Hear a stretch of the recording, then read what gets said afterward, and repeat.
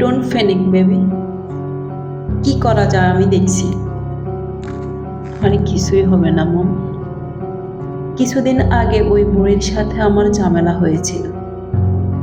বুড়ি নিশ্চয়ই আমাকে চিনতে পেরেছে।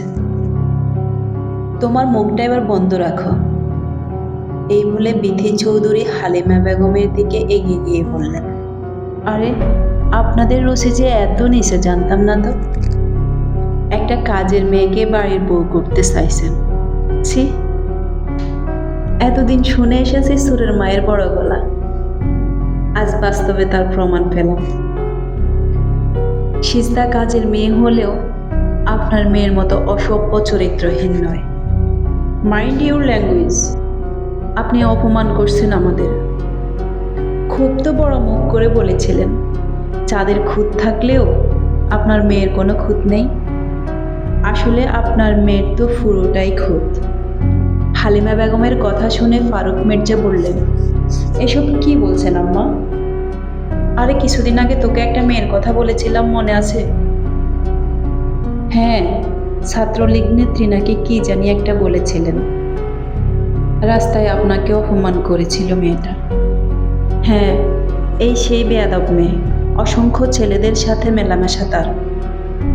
কথাটা শুনে হতবাক হয়ে যান বিথি চৌধুরী। তার মেয়ে হোস্টেলে থেকে পড়াশোনা করে, কিন্তু মেয়ের যে এত অধঃপতন হয়েছে সেটা ভাবতেও পারেনি বিথি চৌধুরী। মেয়ের এত অধঃপতনের কথা শুনেও দমে যাননি তিনি, বরং তিনি গলা উছিয়ে বললেন, শুনেছি সার্জিস একজন কার্ডিওলজিস্ট, হাজার হাজার মেয়েদের ক্রাশ। সে কি আদৌ একটা কাজের মেয়েকে তার স্ত্রী হিসেবে গ্রহণ করবে? হালিমা মঞ্জিলের কর্ত্রী আমি, সেখানে আমার কথাই শেষ কথা। সার্জিসের কিসে ভালো হবে কিসে মন্দ হবে সেটা দেখার দায়িত্ব আমাকে পালন করতে হবে। তাছাড়া সার্জিসকে আমার থেকে ভালো কেউ চেনে না। সার্জিস তার দাদুকে অনেক ভালোবাসে।